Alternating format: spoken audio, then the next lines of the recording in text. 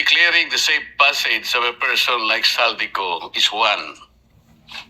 But doing something in order that that declaration or that statement will find reality is another. Halimbawa po, the former president of the Philippines was arrested, temporarily confined in a military, ano na yun, Villamor Air Base. And he was eventually turned over to the Netherlands, halfway around the planet. If the DFA is concerned about the citizens' right, paano nangyari yun? But that is a question later. I am only trying to cite this one kasi sinasabi natin you can make all the precautionary measures, all the protective measures you can think in the world. Pero ganun lang. So, pwede bang malaman namin ng may konting detalye ba tayo na mapangahawakan like ano po ang ginagawa nyo usually sa ganitong sitwasyon? Ito lang siguro ang sitwasyon na very, very novel. Why? Saldico is not now an ordinary fugitive. He happened to be the key to the unlocking of all these anomalies, the bigger anomalies associated with our flood control projects. This is, I think, the biggest anomaly in the history of our country. So hindi lang po ganun nasasabihin natin, inalis po natin yung, na-cancel na po yung passport ba?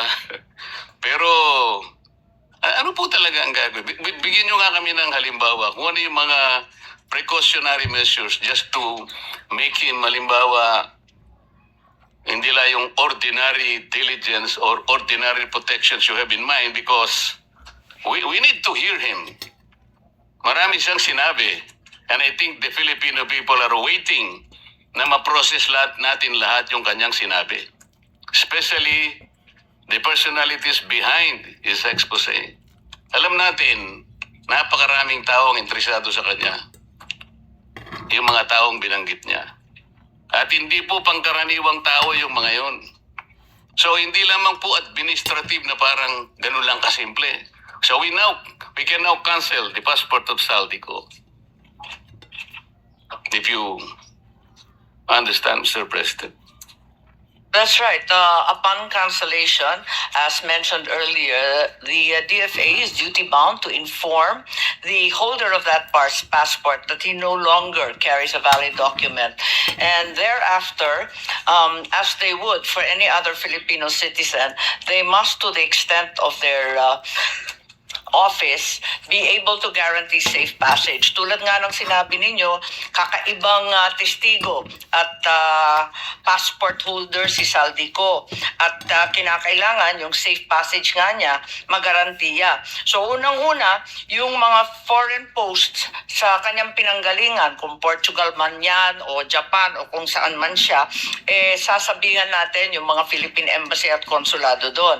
Ganon din yung konsulado doon, kinakailangan timbrehan din yung kapulisan at yung iba pang law enforcement agencies doon sa foreign country na yon. Pagkatapos noon, yung DFA aabisuhan rin sa paglapag dito sa Pilipinas. Yun ang tanging magagawa po nila. Yun na lang ang tanging magagawa nila, Mr. President. Pero yung mga kalaban, na perceived na kalaban na binanggit niya sa kanyang expose, magagawa din nila natakutin po yung inyong mga tatawagan. O maaaring susuhulan nila yung mga opisinang pagsasabihin niyo to protect Saldico at all cost. Tama po ba yung aking iniisip na meron din silang kakayahan maliwanag na higit ang kanilang kakayahan dahil mabibigat ang binitawan niya sa makapangyarihang mga tauhan at opisyal. Siguro ang maaari ring gawin ng DFA ay humingi sa mga foreign governments ng armed escorts or karagdagan na security dahil sila naman ang nandun at may kakayahan. Baka maaari rin siguro maliban pa sa mga foreign postings natin, yung Philippine Embassy, yung konsulado, humingi na rin ng tulong doon sa mga law enforcement sa ibang dako.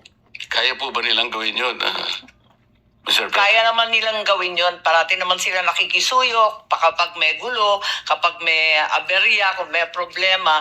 At eto nga, yung issue ng fugitive, hindi ito magiging kauna-unahang pagkakataon na nasabihan yung foreign countries po. Salamat po sa inyong optimism, Mr. President. Sana po ay mangyari yun.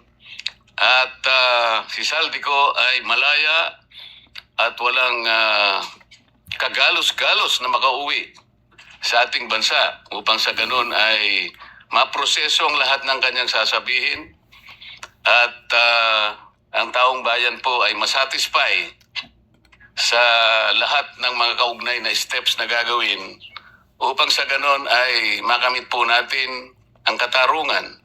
Maging accountable po ang lahat ng mga taong binabanggit doon sa kanyang expose. Kung yun po ay panaginip, para sa akin, sana po'y magkatotoo. At alam ko po, ang ating sponsor ay ganun din ang kanyang iniisip.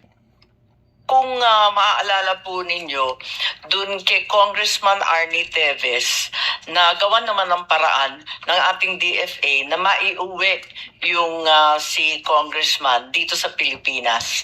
At hanggang ngayon, nananatili pa siya dito sa atin.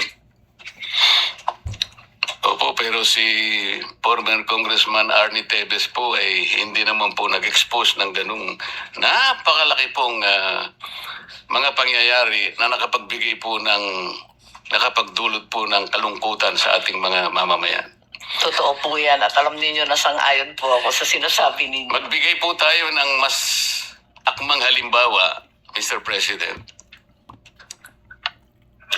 Section 17 po ng ating Republic Act 9851. Ito po yung Philippine Act on Crimes Against International Humanitarian Law, Genocide, blah, blah, blah. Sa Section 17 po, Mr. President, sinasabi, the state, ang Pilipinas po, shall exercise jurisdiction over persons, whether military or civilian, suspected or accused of a crime defined and penalized in this Act, regardless of where the crime is committed, provided any one of the following conditions is met. Una, the accused is a Filipino citizen. The accused, regardless of citizenship or residence, is present in the Philippines, or the accused has committed the said crime against a Filipino citizen. Ito po yung bone of contention. In the interest of justice, the relevant Philippine authorities may dispense with investigation or prosecution of a crime punishable under this Act if another court or international tribunal is already conducting the investigation or undertaking the prosecution of such crime. Instead, the authorities may surrender or extradite suspected or accused persons in the Philippines to the appropriate international court, if any, or to another state pursuant to the applicable extradition laws and treaties. Mr. President, anong bahagi po nung binasa ko ang nag-apply kay former President Rodrigo Duterte? Watch out for part 3. Pakiwari ko po, wala. Ngunit, ang pagkasabi nung dating DOJ Secretary Remulla na